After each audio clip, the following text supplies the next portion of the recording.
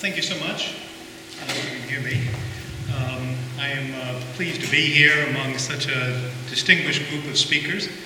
I'm also quite happy to see so many students at an academic conference, and I'm glad to see that Connecticut College encourages that. Shopping malls make perfect icons for sprawl. They incorporate in one form most features associated with suburban sprawl. They're basically two-dimensional forms spread out over the landscape. They take up a lot of space. They're separated from residential developments. Access requires automobile transportation and dedicated access roads. They're fundamentally similar in form, and so they're easily mass-produced, much like suburban homes. Malls are also psychologically reassuring. A home may be a castle, but a shopping mall is surely a fortress. The outward form suggests city walls with controlled access through gates. Malls are perceived as safe and sheltered inside, with sentries on their ramparts, surveillance cameras instead of archers. Shoppers need not deal with people too different than themselves because malls have the effect of stratifying population by socioeconomic class. They contain few surprises. Familiar national chains offer widely advertised national products. Malls are controlled private places, in contrast to open public spaces in downtowns. Suburban shopping malls are exclusively a phenomenon of the second half of the 20th century, but they did not appear simultaneously. And the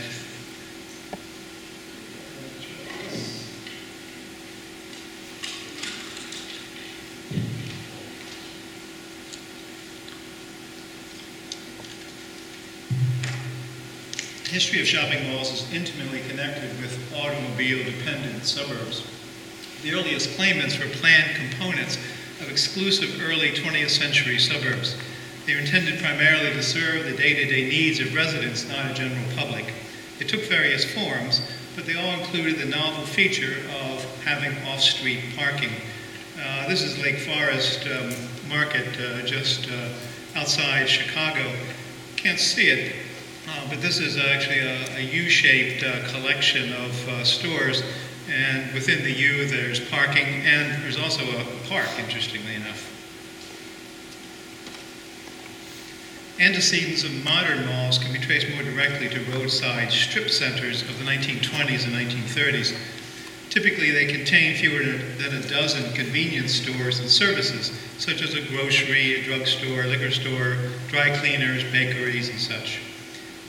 Many of them were placed along the right side of outward-bound main roads leading to suburbs, so they'd attract people who were going home, and there would be very easy access. They could just pull off the road into the off-street parking, and they would then be on their way by simply taking a right turn.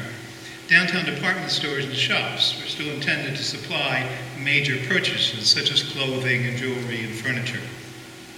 The number and size of shopping centers were paced by the modest growth of suburbs prior to World War II.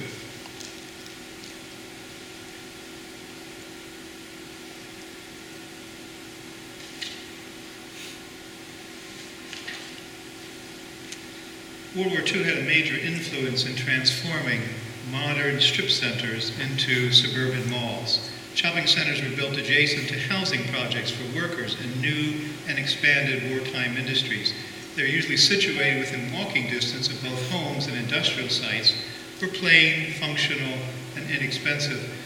This is Arrow Acres, just outside of Baltimore, but there are probably at least a dozen shopping malls like this built during 1942 and 1943. After the war, federal legislation accelerated residential development and the construction of ever larger shopping centers. Guaranteed FHA and GI Bill mortgages made mass suburbs possible.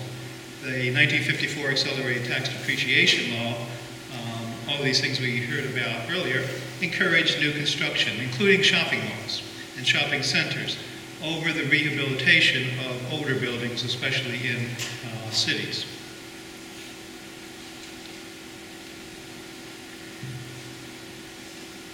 Cold War policies aimed at dispersing civilian population and industry also contribute to the expansion of suburbs and the proliferation of shopping centers. Interstate highways were conceived in part as a defense measure to facilitate evacuation from cities in time of nuclear war. But they also had the unintended consequence of providing the frameworks for sprawl. I know this photograph is a bit of an exaggeration, but it makes a point.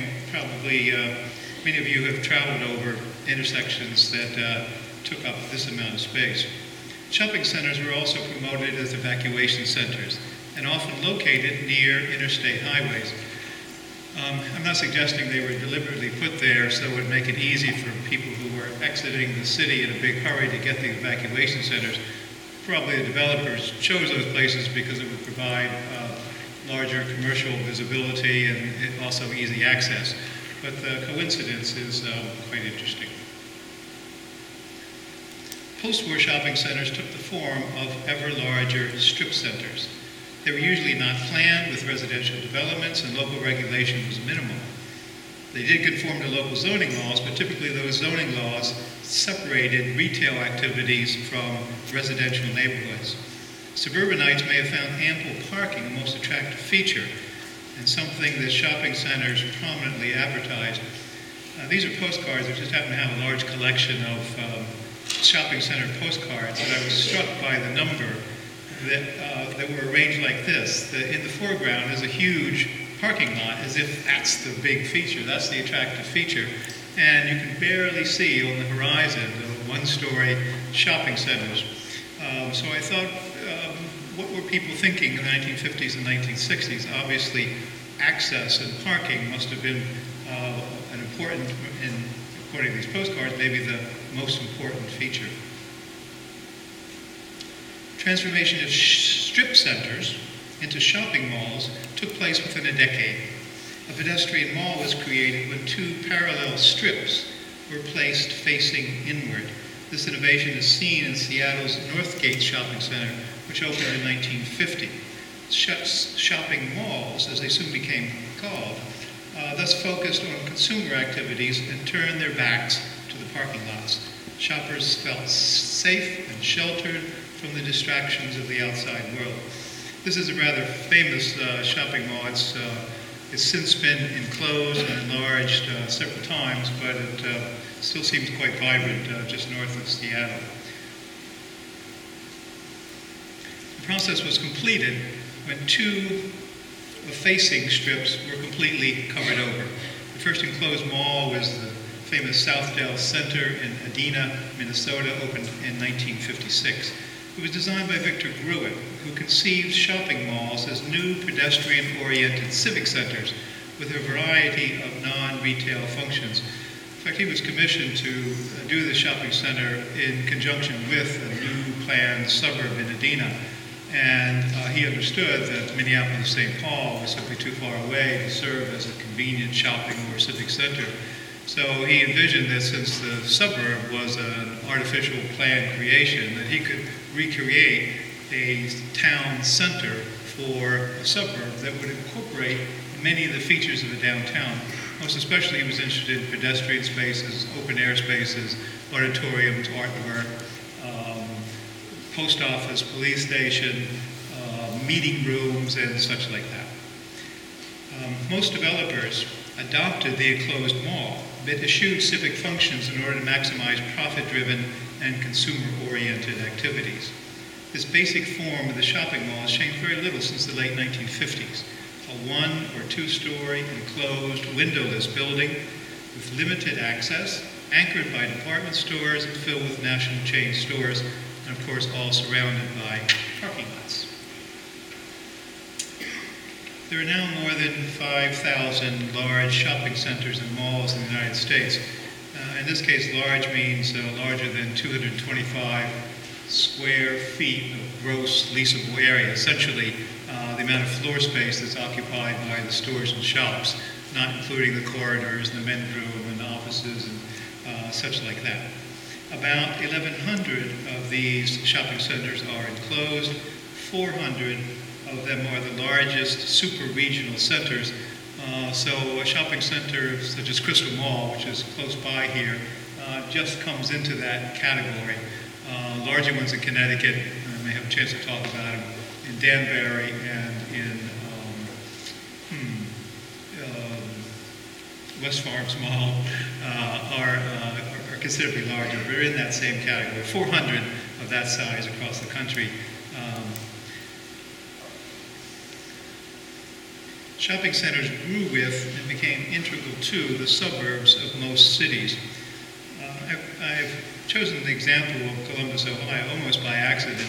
I wanted a medium-sized city that had land all around it because I was hoping it would show a kind of radius and steps of movement outward of shopping centers, which probably would have accompanied the outward movement of suburbs as well. At any rate, shopping centers, we can see from this map, tended to occupy intersections along high-traffic highways, especially near interstate exits.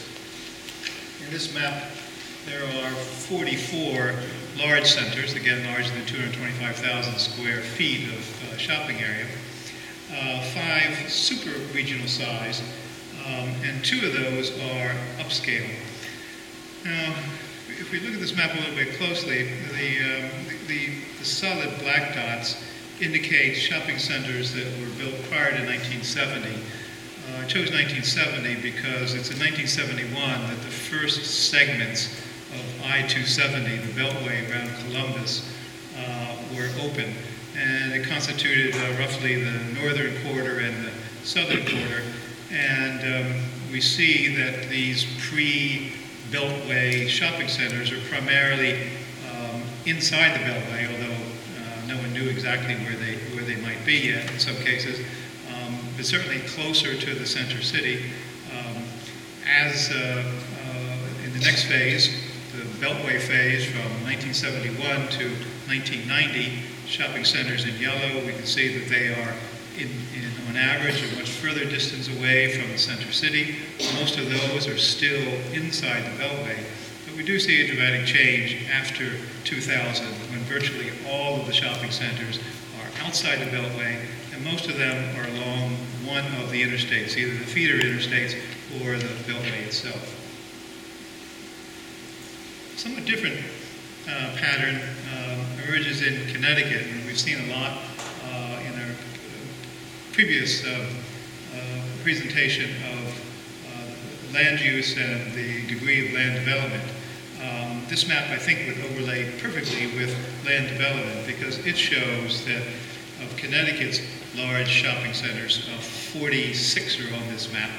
But we can see that they are also adjacent to the interstates, and they are adjacent to the largest towns in terms of population.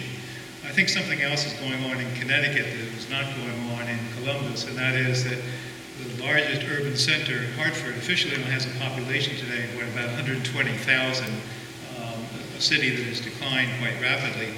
And it doesn't exactly have suburbs. Sometimes they're called ex-urban developments because they are spread throughout the corridors that they're defined by interstate highways.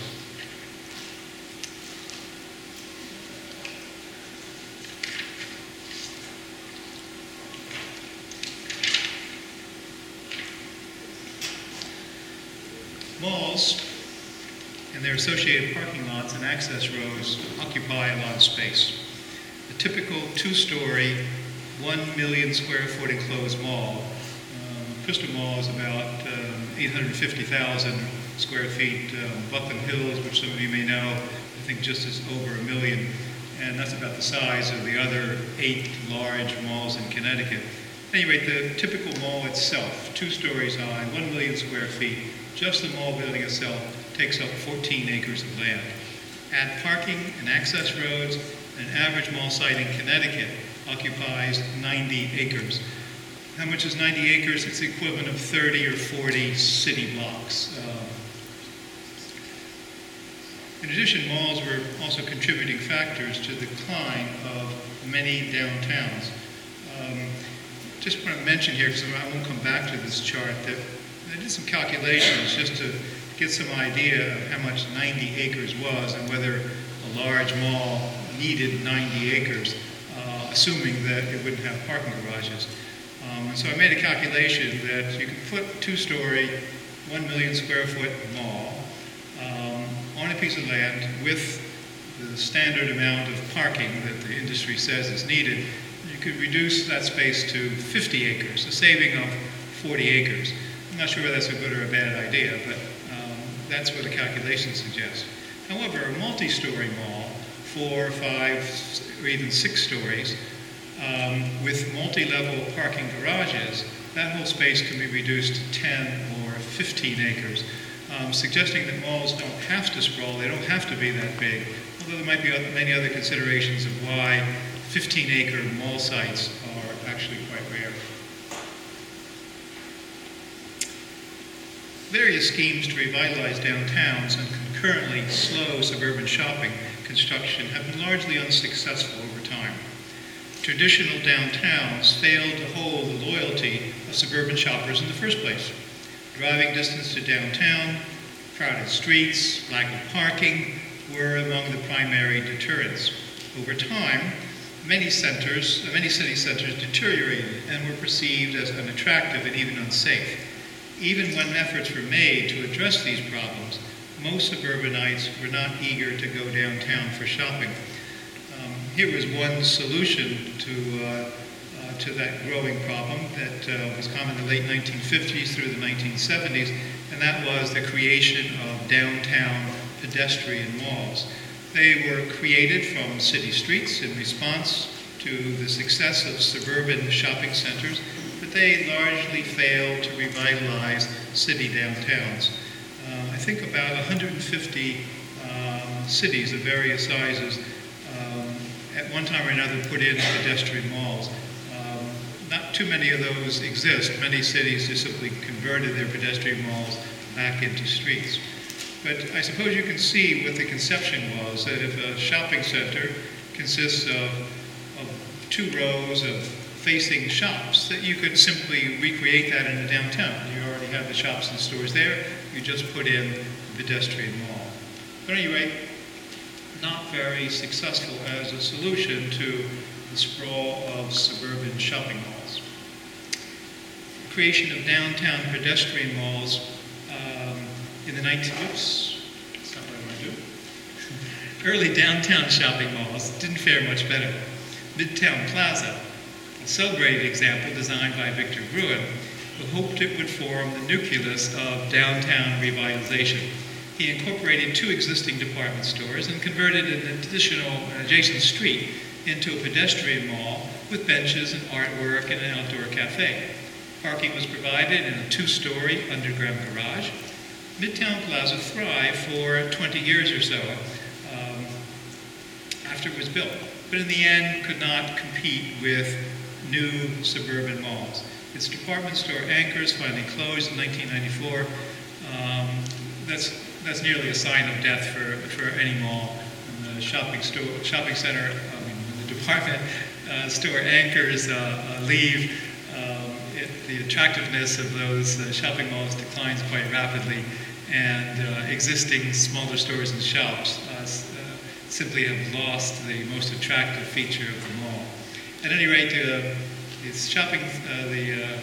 department store anchors left in 1994. The mall was finally torn down in 2009. Recent trends in shopping center construction also offer limited solutions to suburban mall. Festival marketplaces and similar entertainment venues function more like tourist attractions than practical alternatives to suburban shopping. Mixed-use centers, which combine retail, residential, recreation, and civic functions, may be useful in limiting the growth of sprawl and revitalizing neighborhoods. But critics are troubled by the islands of exclusivity created by the transformations of public space into a private domain. And because they typically feature a small number of upscale shops, they probably do not seriously threaten the existence of suburban malls. It's very interesting. Some of you who are Connecticut residents probably know something about the various controversies that surrounded the building of Blue Bike Square. West Farm Malls, which is 5 or 6 miles away, sued Blue Black Square, claiming that it was unfair competition. And apparently that court case went on for several years before obviously West Farm Malls had to give up their suit. I remember a Hartford Current reporter called me and wanted to chat about this. My response was, Blue Black Square is not going to be any competition to any suburban shopping mall because of its arrangement, because of its intention, the sort of people who are going to be attracted there, shop there, and so forth. Open-air lifestyle malls, typically single-story, also designed to appeal primarily to upscale consumers, require even more total land area per store than traditional shopping centers. And needless to say, big box, category killer, and other mega stores arrayed in their current configurations and sprawling parking lots offer few solutions either.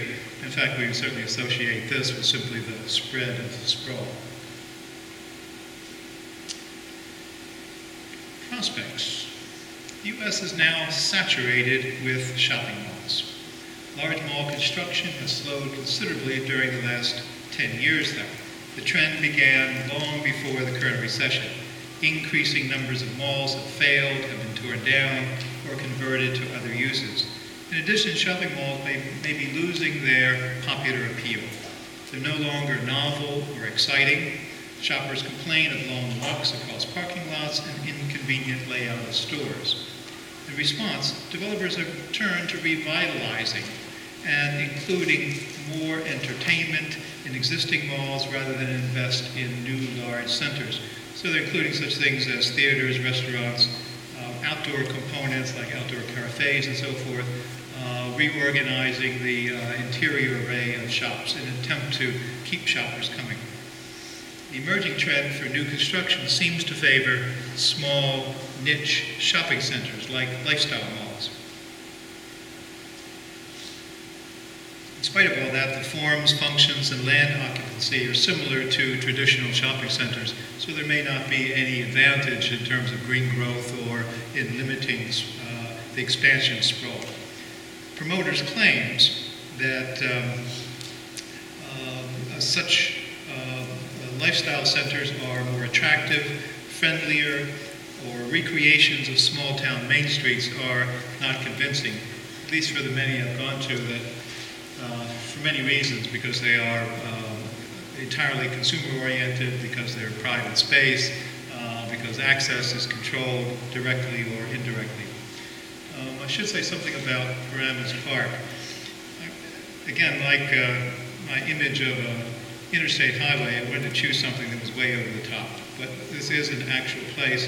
The largest structure there is a shopping center, originally 4 shopping centers that are loosely connected now. And many of those other buildings, if they're not shopping centers, they are retail places. They are big box stores. They include restaurants, gyms, a bank, offices, college, Bergen Campus College of Bergen College, and similar sorts of building. Some of you may know something about Paramus because it also has, the town has the highest density of shopping centers anywhere. Just 2 miles from here are 2 giant shopping centers, and they face each other across routes 4 and 17. 1 mile to the north of Paramus Park is another large center called the Fashion Center. So anyway, within, say, a 2-mile radius, there are quite a number of large shopping malls, so the place is more or less saturated. I can't help mentioning, just as an aside, because it's kind of touching and maybe even amusing, is that Bergen County does not allow stores to open on Sunday, so these shopping malls are all closed. Yet at the same time, they're reputed collectively to have the highest retail sales per square foot of comparable malls anywhere else in the country, and they do that in 6 days. So I imagine on those 6 days, this area is exceedingly crowded, and the residents get 1 day apiece a week.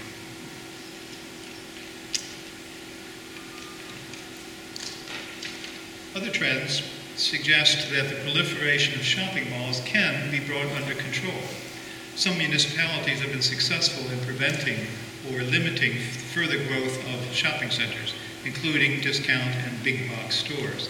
It may be practical to tear down excess shopping center capacity. It seems clear from the number of dead and abandoned malls that fewer certainly would suffice.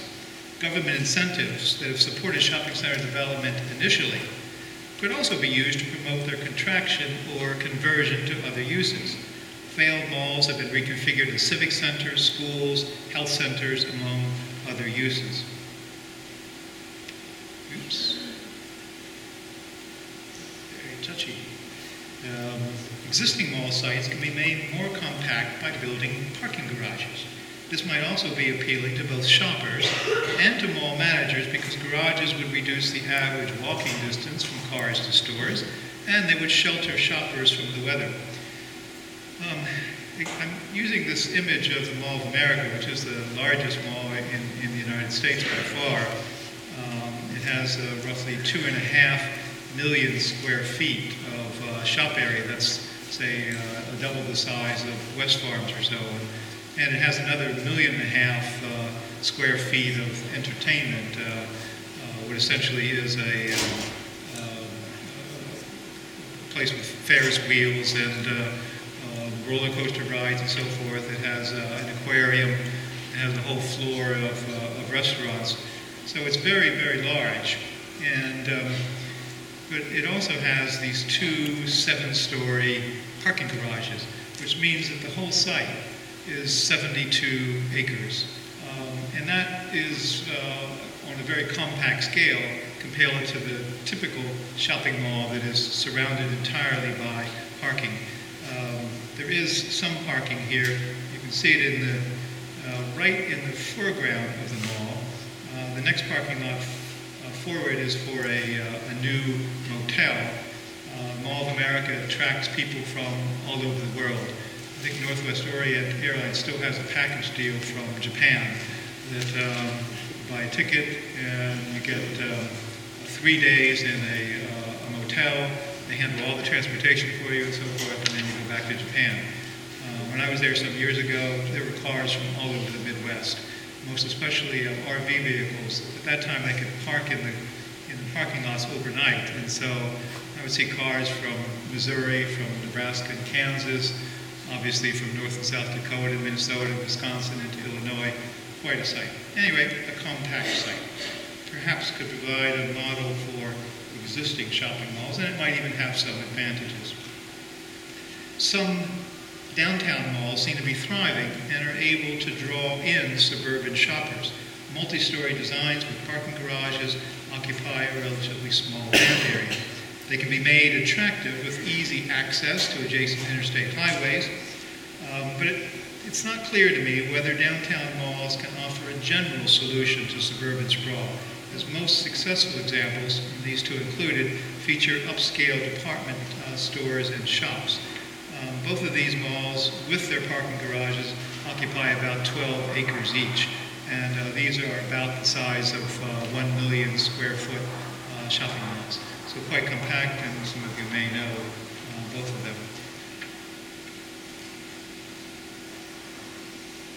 The overwhelming issue is that existing shopping centers are so well integrated into suburban sprawl that I don't think they can be dealt with as separate problems.